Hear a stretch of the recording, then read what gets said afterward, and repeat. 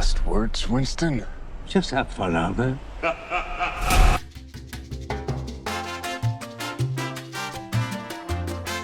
Hey guys, welcome back to Movie Reviews. Today, we are reviewing John Wick Chapter 4, which is, well, that's kind of the movie you get when you combine Neo from The Matrix, the IP Man, Mr. Krabs, and Pennywise. That's what you get in this movie. How does this all make sense? Well, you'll see. Also, if you want to avoid spoilers, click off now, watch the movie. I'll see you at some point. Anyway, so we have some very fun recurring characters in this movie. Keanu Reeves back to play the iconic hitman John Wick. Lawrence Fishburne back as the Bowery King. Ian McShane back as Winston. And now the, unfortunately, recently deceased Lance Reddick portraying Sharon, the New York Continental Hotel concierge. And also some new characters. We have Bill Skarsgård as the Marquis de Gramont. We have Donnie Yen as Kane. We have Shamir Anderson as literally just a guy named Mr. Nobody. And we have Clancy Brown as the Harbinger. Yeah, those are pretty much like all these new characters, and I have to say, this movie is great. I have been waiting for this movie for so long, ever since the third one, which came out way back in 2019. This movie was originally going to come out in 2021, then it got delayed because of COVID, then it got delayed again because they didn't want it to compete with Top Gun Maverick. I didn't watch that movie, but yeah, finally, this movie has come out. And yeah, this movie, you never would have thought a small series like John Wick would go to 4 movies and still be as good as it is. Like, usually by the time movies get to like the second or the third, they're like, we're all wanting them to go away. Yet this movie, it's great. Like, I guess it makes sense why it's so good, considering your very name, scares the living shit out of Russian mobsters. Who? The fucking nobody? That fucking nobody is John Wick. Call him Baba Yaga. The boogeyman? Well, John wasn't exactly the boogeyman. He was the one you sent to kill the fucking boogeyman. Oh, John is a man of focus, commitment, sheer will. Something you know very little about. I once saw him kill 3 men in a bar with a pencil. Fucking pencil. I guess it makes sense why we all love watching you kill people. And, yeah. So anyway, let's get into the plot of this movie. This movie, it takes place pretty much right after the third movie, right when John Wick wants to get revenge on the High Table for pretty much everything they've put him through, considering that in the last movie they literally put I think it was like $40 million bounty on his head, so that every single bounty hunter and their mom was after it to try to kill him. You pissed, John. Are you?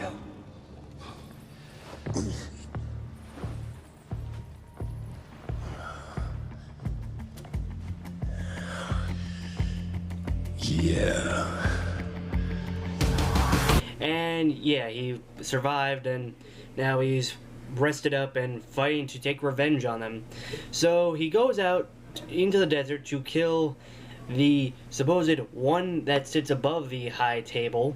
He kills him, and now the High Table, absolutely pissed, assigns the Marquis de Gramont, who is Bill Skarsgård's character, out to use any and all resources and means to kill John Wick. So the Marquis, in his first little attack, he summons Winston and Sharon to meet with him. He kills Sharon, How dare he? And he makes Winston excommunicado, and as well he destroys the New York Continental Hotel. This guy isn't messing around. He's like your typical douche. He's like your typical French douchebag, rich guy. Yeah, but he's awesome. So, upon all this happening, John Wick, he is over in Japan, specifically at the Osaka Continental Hotel, to hide out with his friend, the manager of the Osaka Continental Hotel, Koji, who I don't know what actor portrays him. I'll think of it, and then I'll have a subtitle of it. But yeah, so immediately people find out that John Wick is there, and all of a sudden there's a huge shootout, and led by the Marquis de Gramont, and as well the Marquis de Gramont, he assigned John's old friend Kane, who is blind and portrayed by Donnie Yen, to as well attack, and in the process John Wick takes out a whole bunch of people, as he usually does. Unfortunately, not with a pencil this time. But yeah, John Wick is able to get away, but unfortunately Kane kills Kochi, and yeah.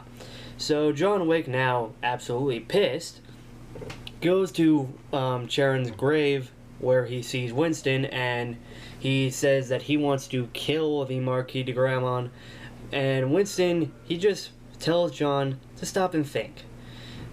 Because it's not that he definitely can't kill him, like, Winston knows John Wick is very capable of killing the Marquis, but if he were to kill him, he'd just be continuing the problem. Like, if he were to kill the Marquis, the High Table just sends someone else to kill him, someone way worse. So, Winston comes up with the solution to settle it or just to kill him in the correct way. Basically, in a High Table duel, which is basically the people within the High Table, they basically can have duels with each other to settle problems, and the winner is able to get whatever they want, and the loser is, well, killed. So John, he has to go back to his apparently family to go and ask to be reinstated, and in order to like get sponsored for this High Table match, and he goes to the Roman Ruska's, similar characters from the last movie, to ask to be let back in and to gain sponsorship for this match. They tell him to go kill someone. He kills them, which is, I think the person is Scott Adkins' character. I believe his name is Killa. So he easily kills him, and then John and the Marquis, they meet to discuss the terms of the duel, and which is being supervised by the Harbinger, which is Clancy Brown's character. But, I mean, we all know Clancy Brown, as we know, or should we say Mr. Krabs, he's only in it for the money. But, yeah. So, the terms of the duel are that it will be held at sunrise the next day at the, I'm going to say this wrong, it's a French church in Paris, the Sacre Coeur. I'm probably saying it wrong, but it will be held there, and that they will be using pistol handguns, or no, dual pistols. They'll be using dual pistols, and what will happen is they'll take 30 steps back, shoot, take 20 steps close, or take 10 steps closer, shoot again, and there's continuously get closer and closer until whoever's the last man standing. So it's basically going to be John Wick and Winston as one team. John will be the shooter, and Winston is basically like his second, like, yeah, kind of like his second, like, it's described as like a second, but it's basically just like a, I guess, partner. And the Marquis, although the Marquis de Gramont himself will not be doing the shooting, the Marquis elects Kane to do the shooting and threatens that if he doesn't do it, he will kill his daughter. So Kane definitely agrees to do it. If you win, the table will honor its word. You will have your freedom. Under the old laws, only one can survive. Failure to meet at sunrise will result in execution. And for now, they have to wait until the duel to start because it's only the afternoon when they decide all this. And while this is happening, John, he goes to meet the Bowery King with Winston to get a fresh new suit and a new gun. Man has to look his best when it's time to get married. Or buried. I'm going to need a gun. Goodbye, my friend. But while this is happening, the Marquis, in order to prevent John Wick from reaching the site of the duel, he puts up a $26 million bounty on his head and basically advertises it all over the radio in Paris. So now everyone and their mom is after John to get, a good $26 million. Or would it be euros since they're in Paris? So while this is happening, John is just avoiding everyone and shooting everyone and doing all kinds of things, driving, killing, all the John Wick stuff that we all love. And in order to actually get through the last bit of people, Kane and Mr. Nobody, they actually help him because Kane really wants John to fight this duel. Because despite the fact that Kane has to fight John, they're still best friends. We know it. And it's a good thing John actually does make it in time, because if he didn't make it in time, both him and Winston will be immediately executed. And yeah. So they make it to the duel. Kane and John, they take the 30 steps back. They shoot each other. Both sustain heavy injuries. They go closer. Both shoot each other again. Both are injured, but keep going. On the third shot, Kane shoots John. John collapses.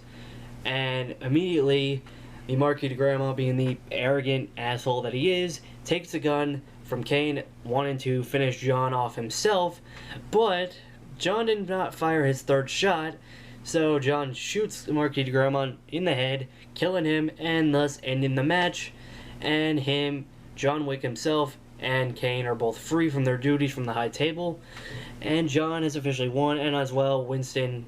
Part of the agreement was also Winston would be reinstated back in the New York Continental Hotel. So everything is settled, everything is good. John, he sits down on the stairs, watches the sunrise, and he thinks about his life, his wife, his dog, and he collapses and dies. So it is over for John Wick. John Wick has finally died. Something you never would have thought would happen. Like, this man literally, for 4 whole movies, he's basically refused to die for practically 9 years since this has started in 2014. But it makes sense that he is dead, since really, he has no reason to really live. His dog is being taken care of by the Bowery King. His wife is dead. His home is destroyed. Winston got his hotel back. His friends are all living happy lives, and now he can be with his wife. And as well, John, he's laid in a grave right next to his late wife Helen. And Winston and the Bowery King and the dog, they say their farewells, but the dog looks to the left, like all of a sudden, kind of hinting that maybe hint John is alive.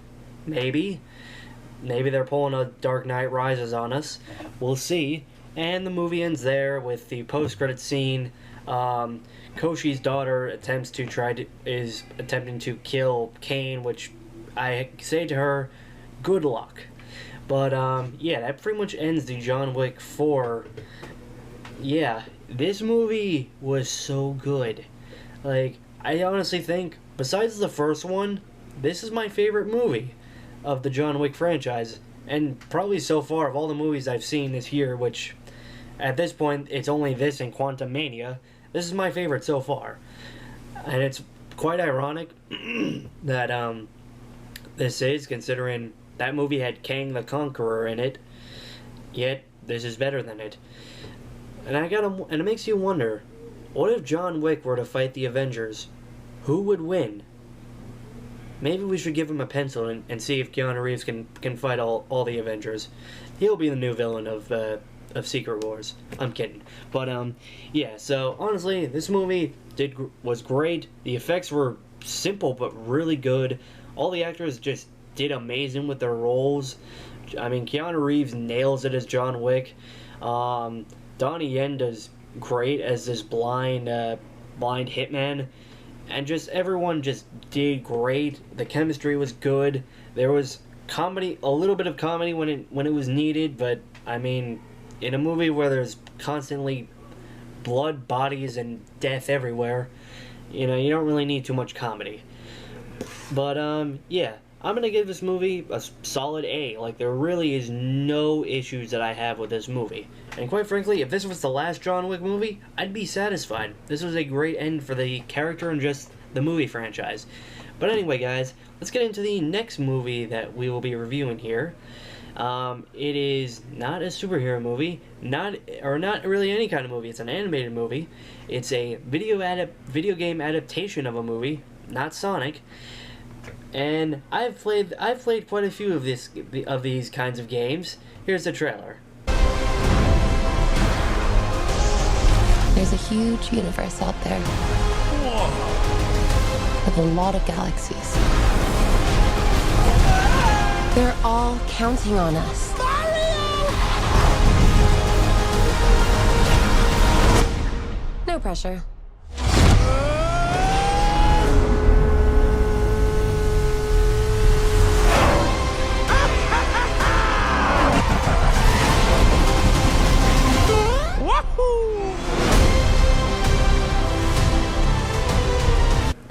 Yeah, they've done it. Nintendo has done it. They've made a Super Mario Brothers movie, and Chris Pratt is Mario.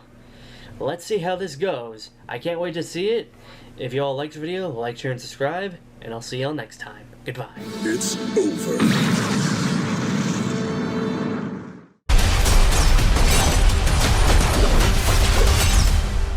Let's go together.